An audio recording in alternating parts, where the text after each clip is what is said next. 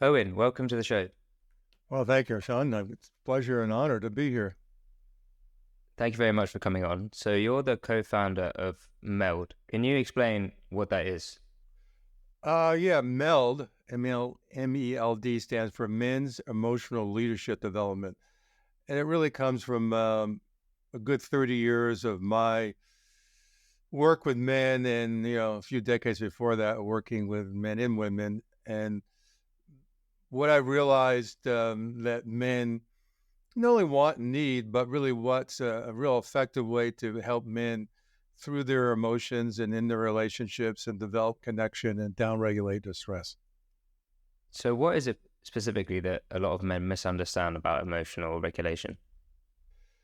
First, they don't really understand what emotional regulation is. And most of the time, I think men think that is, oh, I got to control my emotions, which is the last thing you need to do because it just backfires. And, grant you, it might work in the short term, but in the long term, you're repressing your emotions, which is really what essentially has got us in the trouble that we're in. And we got there for different reasons, which I could talk about. But so emotional regulation is really understanding and utilizing the physiology of our body. So we are hardwired to survive. And so when we think, and not consciously, but really more experientially, when we experience a threat, we will go into a threat response. Now, that's something that we have some control of and or a relationship with, and we can learn to downregulate that and not go into a habitual threat response when we don't need to. Absolutely, yeah. So are there specific problems that a lot of men come to you with that you find are like commonly cropping up that a lot of people struggle with? Pretty much across the board. We're not therapists, so we don't sort of work at one end of the continuum where someone's in crisis. Like we're not a suicide hotline or a addiction treatment center, but we're working with guys with pretty much the normal problems. Usually, for us as men, because I've been working with men for essentially 50 years, we tend not to do something until we have to, and probably more often than not, the have to for most guys is a relationship. A relationship's in crisis or stress, a relationship is ended, divorce, or whatever, or a guy starts to see a consistent pattern in relationships that weren't working, and he's smart enough to realize he's a consistent variable. And oh, all right, yeah, I'm starting or want to start a new relationship. Maybe I need to work on some stuff I've never worked on.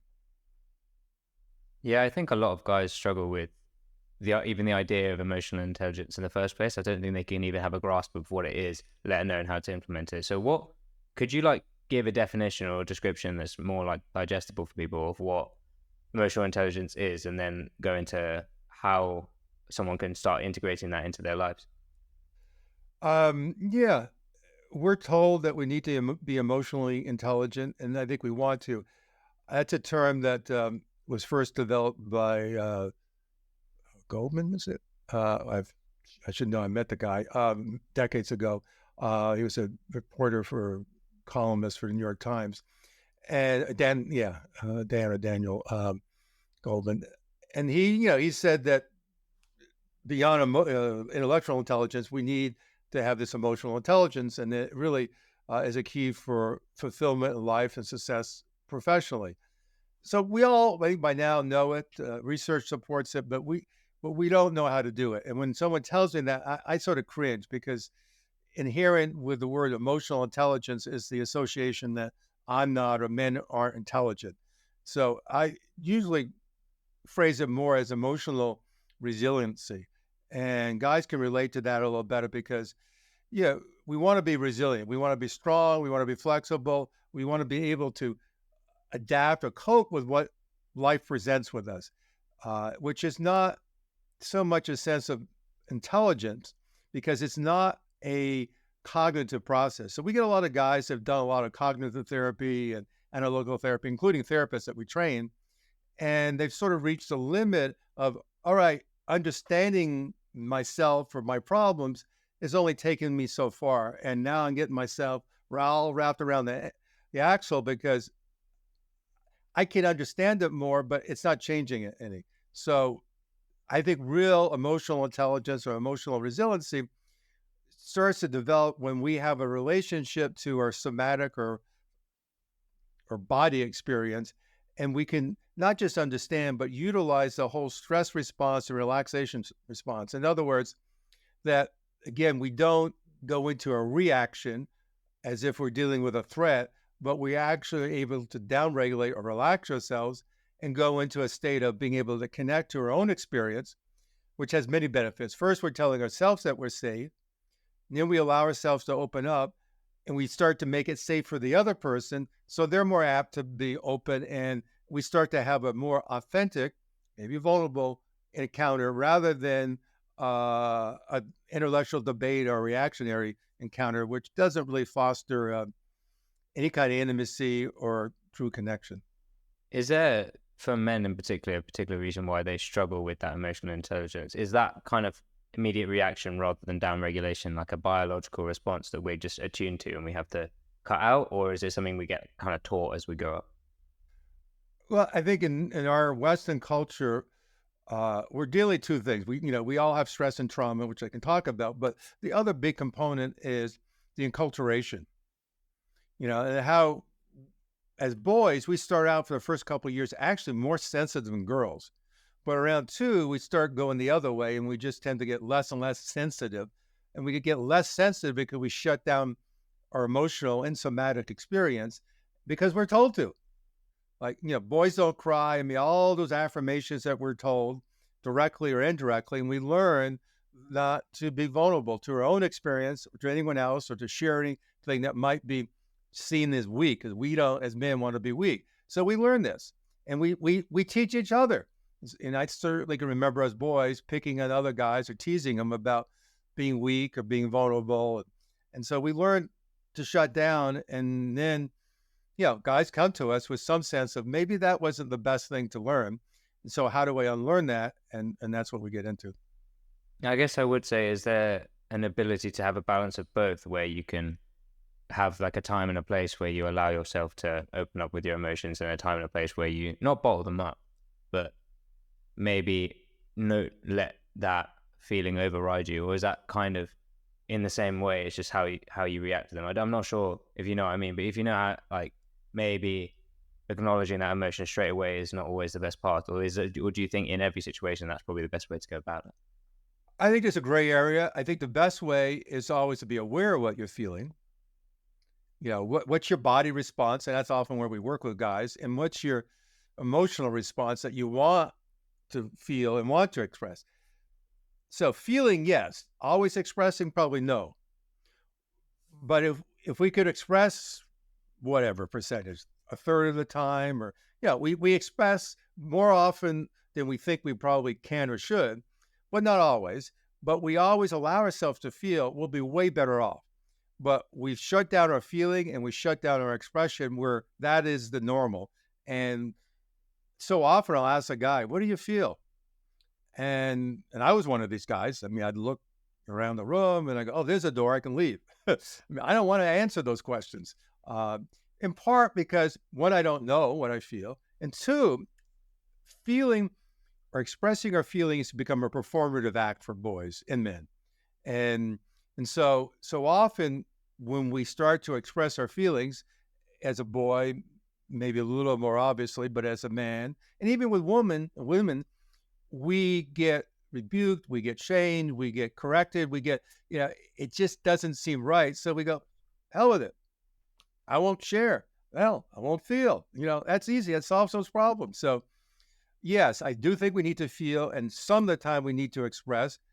And what we work with in MELD is creating emotionally safe environments where guys have the full freedom to feel and express whatever they want.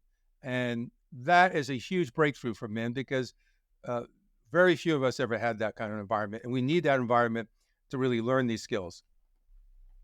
You could say it's kind of similar to the stoic mentality that I've read a bit about stoicism and things like that, and I feel like a lot of people misconceive it as like emotionlessness, but it's more like you acknowledge that your emotions exist and are there, but you don't immediately act upon them and react immediately on your initial whim where you're potentially overly emotional in that sense, I guess. I agree. I mean, I think that they simplified and twisted the whole stoic principles. And yeah, I think the other part that I really agree with is you don't react. So there's a difference, a big difference between reacting and responding. A reaction is disconnected, not necessarily unthought of, but a reactionary response. Like you say something, I don't like it, and I just, argue with you. I just respond like a knee-jerk reaction rather than go, oh, I hurt. Oh, I'm angry, and all right, relax for myself, feel that, and ask you a question that maybe takes you deeper, or that takes a conversation a little deeper. So I'm not attacking you, or I'm not changing the conversation just because I want to avoid it or whatever. So I keep the engagement going. Another thing that I think a lot of people misconceive is the idea of vulnerability, which you mentioned a bit earlier. So what do men typically misconceive about the idea of being vulnerable, and how can that be addressed in a way that makes it more healthy and less of a problem for people to feel like they can be that way? Well, the first thing I'll often say in the trainings we do is, we'll have 60 guys in a room. They sit in a big circle, and I say, look, we're changing the rules of engagement here. And so courage is really your ability to be vulnerable. And they go, why not? Because we don't, as guys, think that. I'm certainly not told that. And I said, like with any of your experiences, participate at whatever level. You're not being forced, and you can opt out anything. But guys go around, we do a quick check-in. They, say who they are, what they're feeling, and they share something vulnerable. And, inevitably, after a few guys, some guy sort of sits up, takes the risk, and says something vulnerable, which is a huge risk, to be the first guy to have the courage to speak something vulnerable that out there he'd get shamed about. And maybe he has been shamed about, but he takes the risk. And what he sees and everyone else sees is he's not shamed. He's actually honored. Guys go, yeah, me too. Some guys might be crying. Everyone opens up and supports the guy. And then the other interesting thing that happens is, most of us are competitive. So these guys go, well, Sean, you express something vulnerable. I'm going to outdo you. I'm going to talk about that. And then the next guy gets more vulnerable. And by the end of, say, the 60 guys are crying, and everyone's connecting because they express, they witness, they get activated from other guys, and they realize how safe this space is. And that's what we need. And so vulnerability is the ability to connect to your authentic feeling and feel it. That's number one. And not always, but, to take the risk to express that vulnerability so that you are true and authentic to your own experience, and you show other people that it's a safe place for them to do the same. Absolutely, yeah. It's all about cultivating that safe environment, which a lot of the people wouldn't have ever experienced or understood, really, where they feel like they can actually say something that means something to them whilst also not feeling shame about it. I think shame is quite an important word in that sense, because I don't think it's even a knowledge. It's not really an emotion you can acknowledge or like quantify or anything. There's a lot of it. You can understand when you're feeling like sad, but like shame is like one of those ones where you don't even want to admit that you ever felt shamed in doing something. So I think in that sense, that's why it's so important that not being shamed for something is addressed. I agree. And I sometimes say that shame is sort of a man-made emotion. And I say that, we got three primary colors, three primary emotions: fear, anger, and sadness.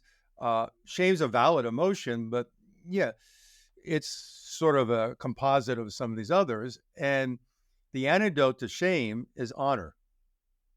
And like my example, the guy or all the guys that are vulnerable, and maybe they felt shamed or been shamed about that incident that they share, when they get honored, the shame starts to melt, and they go from feeling ashamed to actually feeling courageous because they took the risk that others weren't taking. Another thing that could be affecting that is kind of that cultural influence of men being told that they kind of have to be like the leader and the best and all those kind of things. So, but then again, counterintuitively, even though that could be argued as like unhealthy, pushing those kind of expectations upon men, a lot of men feel like they have this like natural urge It's like always be aiming at a goal, and they need that for satisfaction. So how can someone like reconcile those two things where they're chasing that goal, they have that thing that they really want to go for, but also not letting their emotions get the better of them and get like crushed under the weight of their own expectation, not only from other people but from themselves. Yeah, I think that's a good question because often we crush ourselves for our shame and judgments. I'm listening or finishing listening to Peter Attia's book. You know him, the physician. He wrote a book that's been a bestseller, outlived. And the last chapter is, I mean, I, I want it for my website. I mean, it's exactly what we work with. And he talks about his own experience of how screwed up he was. Very successful, brilliant guy, but screwed up, and how he was beating himself up, and his journey of unpacking that, and really that was, he would say, and I would certainly say that was probably the most impactful chapter in his book, and the most important thing, and that's what takes us, particularly guys, out is that we beat ourselves up, and and it starts with how others probably maybe trained us, or beat us up, or trauma, and then we learn that and implode that, and then over time, that sort of becomes our operating system.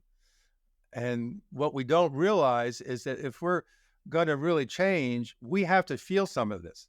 So sometimes we got to let ourselves feel it.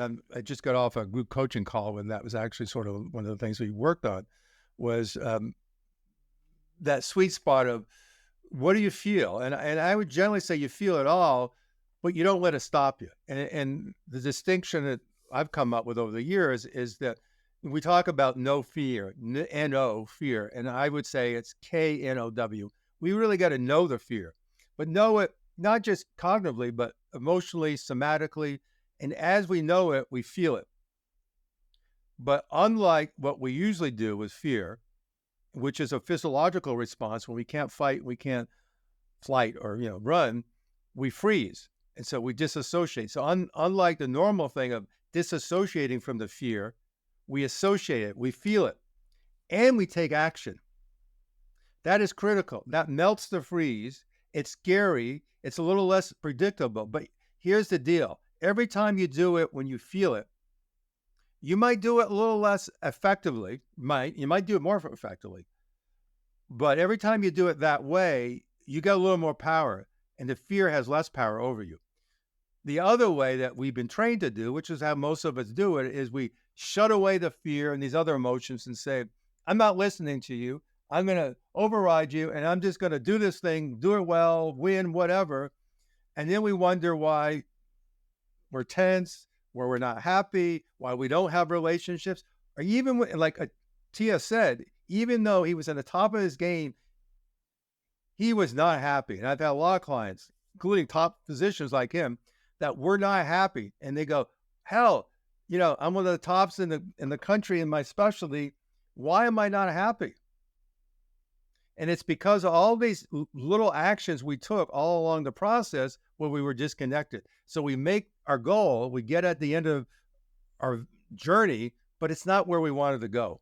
I think it's like a flawed system where you feel like you're always chasing that thing that's actually not the right thing at all. It reminds me of a quote. I've just found it, and it was from Oliver Berkman, and he said that many people, including myself, seem to feel as if they start off each morning in a productivity debt, which they feel they must struggle to pay off through the day in hopes of reaching zero balance by the time the evening comes, rather than starting at zero and then going on from there. And you end up in this like grueling struggle to not disappoint yourself. And I think that's a universal experience that a lot of guys feel like they're doing. Like they always feel like they're not worthy of happiness or praise or whatever until they reach that baseline of, oh, I've done something good today. And I think, how do you think, basically that can be flipped to you start on zero and then everything you do from there is like, well done, you've done something, rather than you start on -10 and until you reach that 0 point, that equilibrium point, your day's been a failure.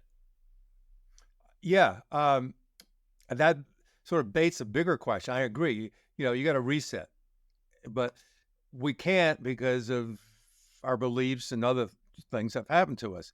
But the bigger issue is that as men, we're set up that our values and our performance. And so even when the standards are our standards, which I would argue they're not always ours, even when we think they are, but regardless of that, that we value around our performance, be it in the bedroom, be it at work, be it on the battlefield, be it digging a ditch. We value our value as a human being, as a man, by how well we perform, and that sets us up for comparison. And then, to take what you're saying, Sean, a little further, then we're always comparing ourselves to other people, and there's always someone's going to be performing better. So it's a zero sum game. We can't win at that game. Yes, you're just on that treadmill forever chasing the next person, and you're not stopping to look back at your own progress in that sense. I think I don't know why, but I feel like that just feels like something that's like almost hardwired. I don't know what it is about it particularly, but I just don't. Even when I think about it now, like I've been told by like people like, "Oh, you're just too like too locked in, like you're measuring yourself against your successes rather than against like how you are as a person." But I don't know exactly what the solution is to not feeling that way, I guess. And I think there are some solutions, but I do think some of it's hardwired, a lot of it's cultural. Um, so the hardwired part, I think, is of the hunter gatherers where we came from. We're the hunters. The men were the ones going out in the hunting parties. We built things. We worked together as a team. So a lot of that's there, and so some of that is about performance. We got to get the kill. We got to bring in the elk or whatever for the tribe, so we all survive. Uh, but most of what we see today is really a function of the culture and how we've sort of built on what's instinctual and made it way more constrictive. And I think that one way to unpack that is to be with other men who are unpacking it. In my previous company, we did a big study, and we brought this guy in, and it was his business, and he did an amazing job. So much so he got so turned on to it, and he did an even bigger study. He's now finishing his book about it, and he never thought he'd get into this, but by working with our men, it really turned him on to his real passion. But the biggest takeaway he got, and his name's Jim Chastain, from doing this work or doing the study was, as men, we don't think we're good enough. And that's implicit to performance. And so we always judge ourselves on a performance standard, which, again, some of that's valid and some of it's always going to be there. But when it's the only or the primary way that we evaluate our self-worth, we are doomed.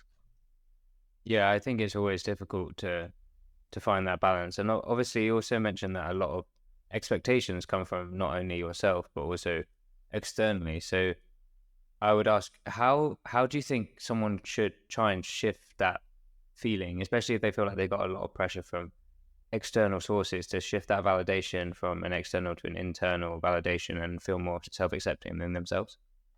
I think a few things. First, they sort of slow down. I created this little simple logarithm or formula called ROC, R-O-C. We slow down to relax, which is the R. We open up to be vulnerable, first to our experience and then vulnerable to someone else's. And then the C is we reach out or risk connection. So that's one way that we do that. And so where I'm going with that is two parts. Is one part of letting go of the judgments and all that, and just going, okay, those are my thoughts. You've been driving the bus. Thank you for sharing. You can get in the back seat. I'm driving the bus now. And then, so you just let go as much as you can and know that, it's just a tape loop that keeps running in our head. And that's, for the most part, all that is. And you feel the emotion behind it, because we went to that tape loop as kids because we didn't have the connection, or the therapist would call secure attachment. So we did the best we could. We started talking to ourselves. We started coaching ourselves. We started being our own therapist. And that got us through a childhood, and it still works to some extent, but it doesn't fulfill everything we need.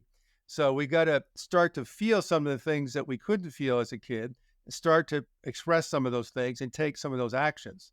And so that's the other part, is not just slowing down and releasing, but mindfully taking some action.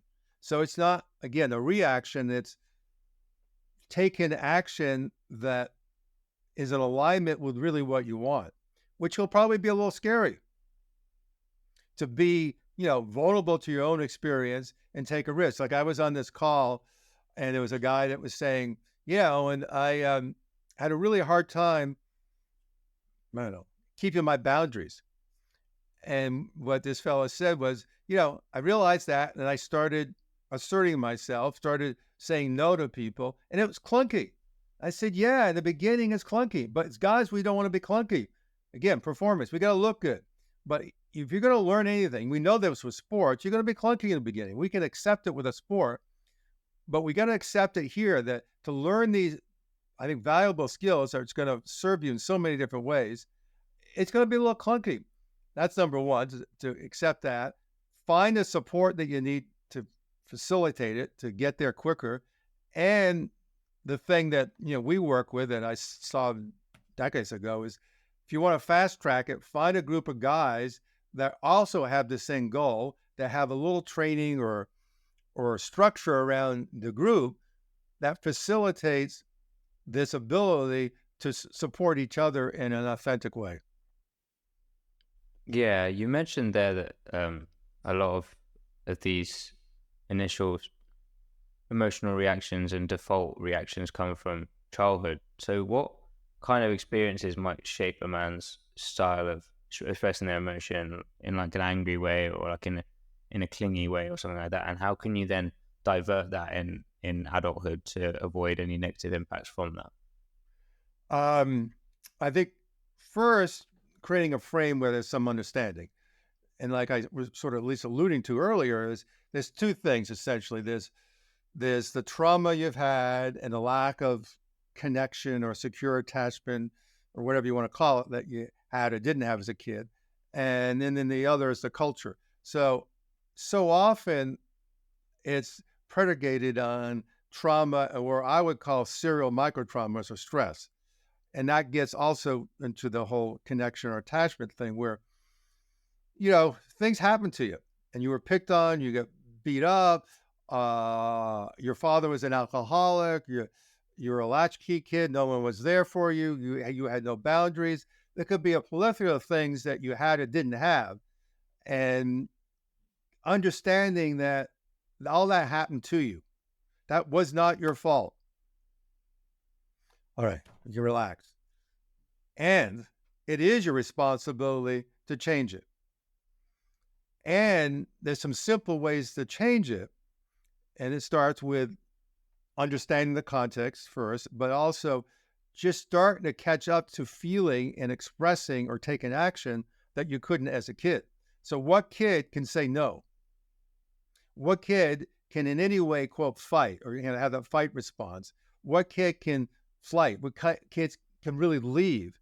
And so we usually can't do those things. So what we end up doing is the third thing, that default, when we can't fight or flight, we freeze, we disassociate, we check out, and we go into our head.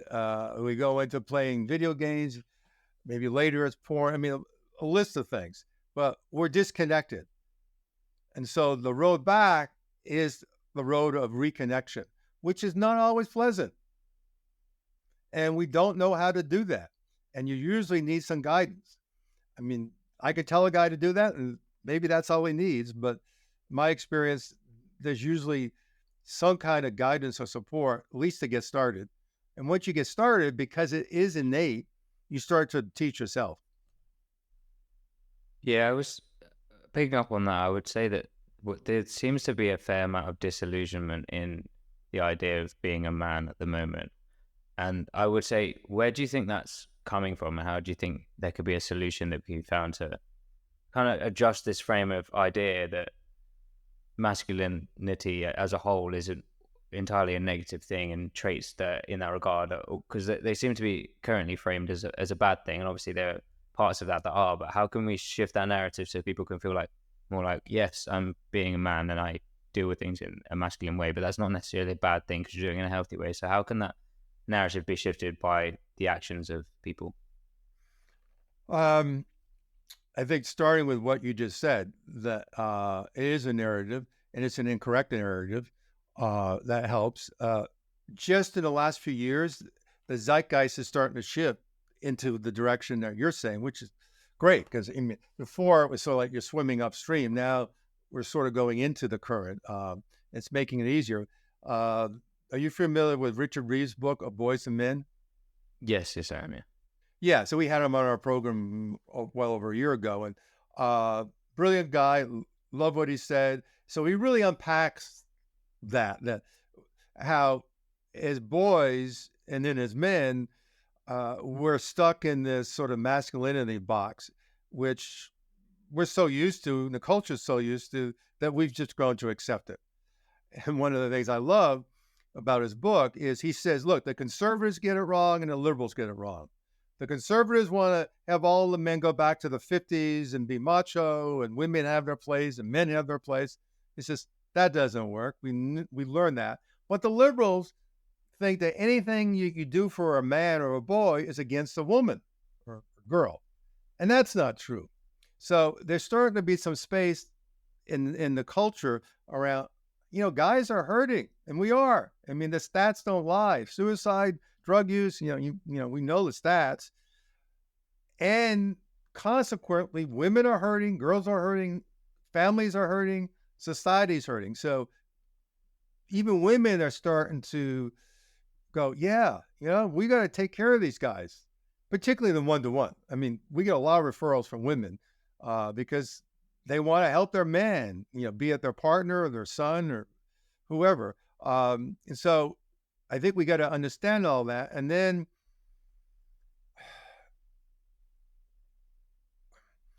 I did a TEDx talk many years ago about this, but essentially I think part of the problem is what we think being emotional as a man is really a feminine version of emotionality. And it's not a conspiracy. It's just that, we left the tribe for the farm like 10,000 years ago, but the factory or the farm for the factory 200, 250 years ago. And that's when it really changed because men were gone. And so women had to show up and they did at home. They were the mother and the father.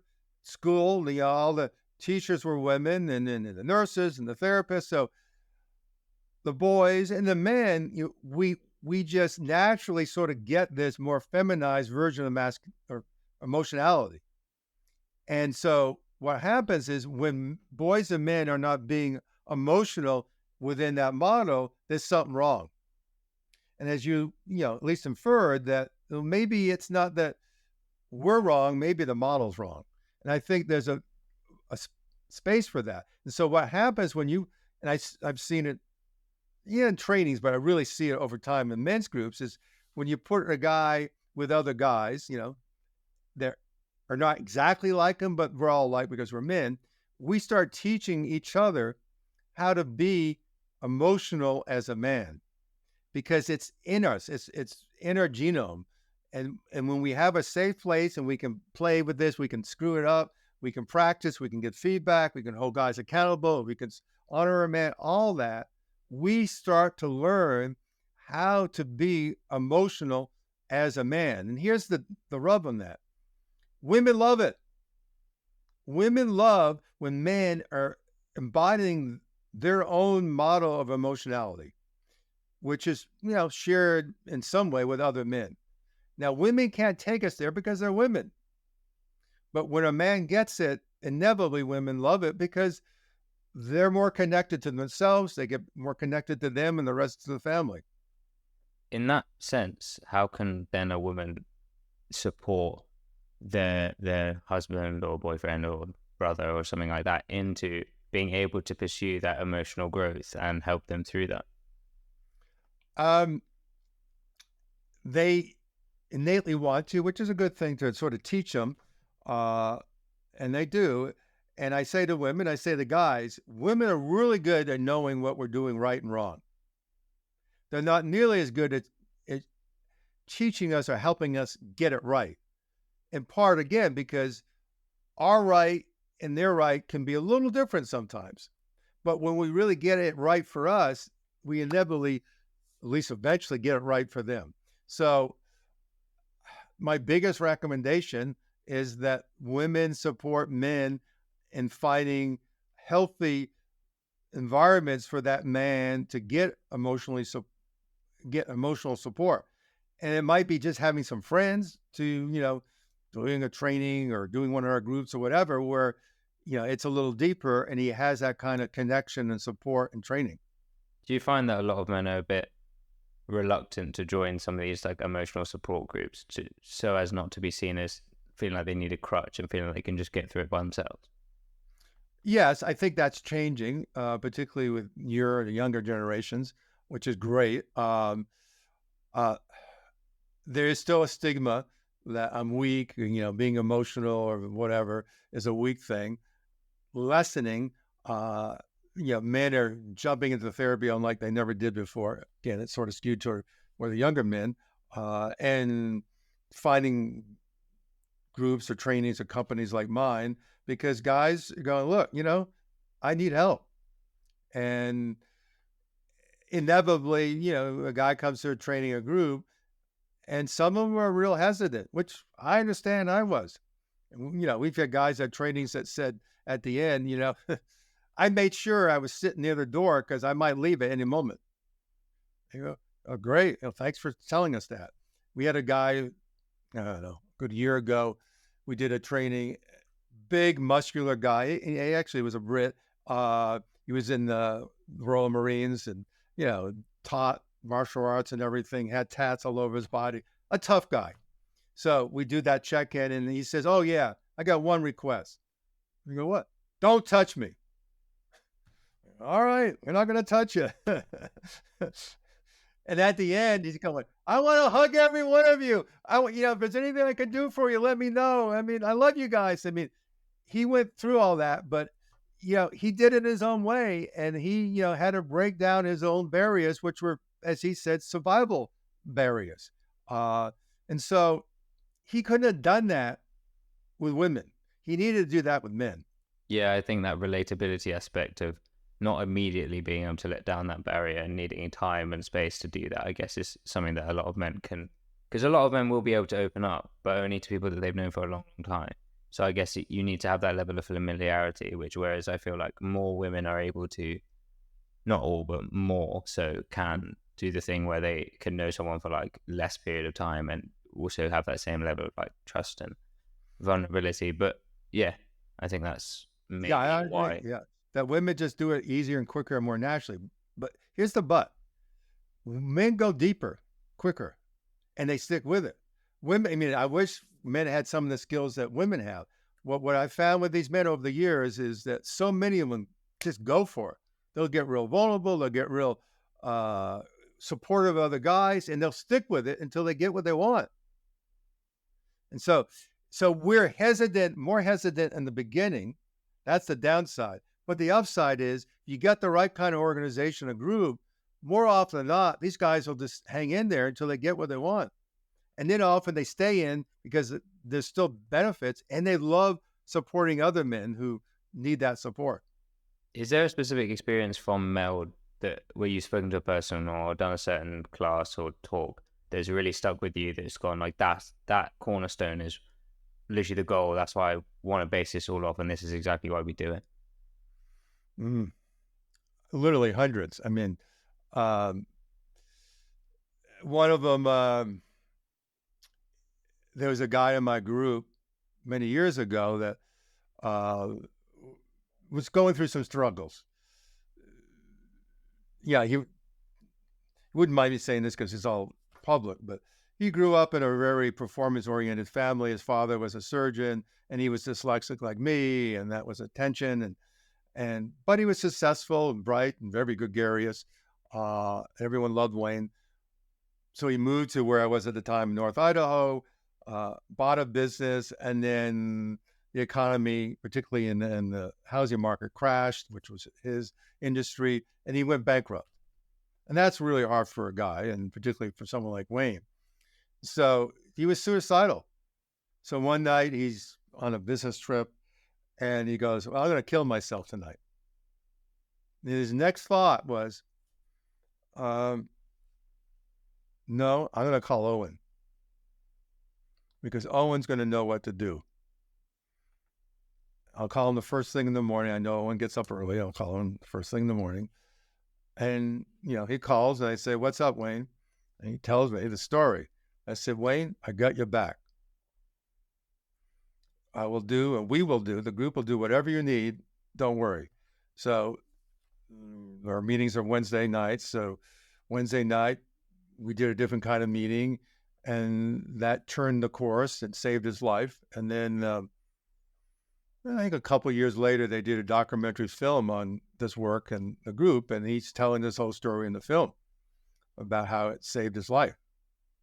And the sad part is a few months ago, he passed away because of a heart attack. We saved his life from suicide. I mean, that pretty much sums it up, really. I think a lot of people don't quite realize the gravity of some of these situations until they've, because you can be skeptical of these kind of things, but I think until you've heard the direct experience of someone who's got to do one of these things and gone and realize the impact that it has, I feel like that's when you kind of realize that, okay, maybe if that can happen for one person, like that could be the trigger for other people to then go, maybe that is a better way out of my predicament. But I would, just to round things off, I would say, is there any specific practices that someone could implement into just like daily life to help them with their ability to understand their emotions better and regulate their ability with their emotions and their feelings more efficiently? Yeah, I think maybe the simplest, or the most effective, I would think, in terms and simple, but not always easy, at least not until you get it. Once you get it, it's easy, is what I would call somatic mindfulness.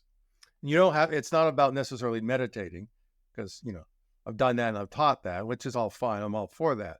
But like I teach with my clients, and I taught this software engineer a few months ago, and he got it like that, and it's really changed his life, which is just being aware of the moment of what's happening, and start with what's happening with your body.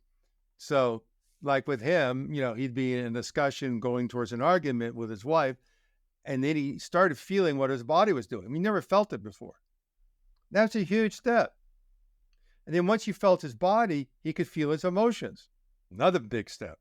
And once he felt his emotions, he could start to share some of his emotions. Even if they were clunky, he could share them.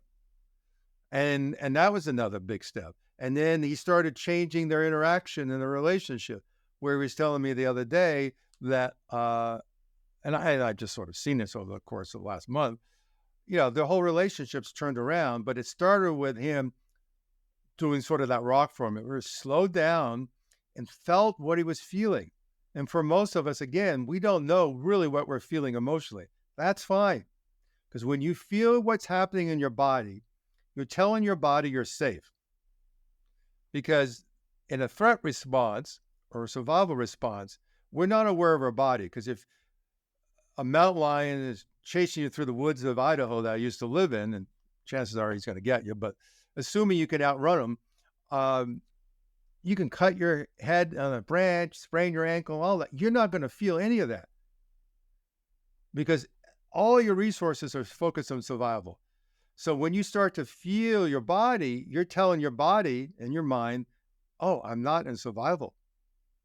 Oh, I can downregulate. Oh, I can feel. Oh, I could even feel my emotions. Oh, maybe I can share these emotions. And again, you're telling the other person that if I'm safe, you're safe. So simple action, but that can make a huge difference in any man's life. Yeah, I think it's a case of just being able to put things in perspective. I guess we get kind of caught up in the moment where something bad happens or something that directly affects us, that is quite emotional, happens, and we immediately trying to struggle with our mind, and everything goes really quickly, trying to find a direct response immediately to react. And I think that's slowing down and being like, okay, this isn't the end of the world. I can take it in is something that a lot of people fail to do, I guess. And I feel like that would really help with a lot of people. Yeah, I would tweak that a little because I think you're saying what I'm saying, but our language is such that it comes across sometimes as thinking, and I'm leaning more to experiencing because yes, sometimes taking a different perspective helps, but really what starts to transform it is having a different experience because our perspective is mental, and I'm all for that, and we often need that. That can be the first thing, but what's going to tilt the needle the other way is having a different experience because we can have different perspective, which might help in the short term, but we're right back, as you said earlier, to beating ourselves up for having that shame loop going in our head. But when we are able to have a different experience, we start to be able to shift that physiology, and shifting the physiology is what changes it. Yeah, okay. I think I see what you mean in the sense that it's not just a shift in your thoughts, it's shifting your whole being in terms of your Exactly. entire bodily reaction to it. Yeah, okay. I And we're see. not taught to do that. And our language doesn't teach us to do that. But this is the problem that we have with a lot of the more cognitive approaches is guys do the cognitive and it doesn't work. And then they beat themselves up even more because it all Mm, makes sense. And why shouldn't it work? It doesn't work because we have another operating system. That's our physiology going. definitely, yeah. I think that's a good final piece of advice to take away from the whole thing. So obviously you run MELD, but for anybody who wants more of you, where should they find you? Um, MELD, which is MELD, MELD dot community. It's not .com, it's dot community spelled out. And that's the best way. And, I have my own site, owenmarcus.com, but really check out MELD. That's where we, have these programs and we have a free membership. Guys can join for free. And there's several things that we offer in the free membership. My goal is to help as many men as I can. And a lot of this stuff, guys can do on their own or start on their own if they want more. We got different offers for them. But it's, you know, over the years of doing this and the research that we built this work on and the research that's been done on our work, we've really proven that this is highly effective and the ROI is pretty high for guys. Oh, and you've been an incredible guest and you've been really, really insightful. Thank you very much for coming on the show. Thank you for the honor of being on the show.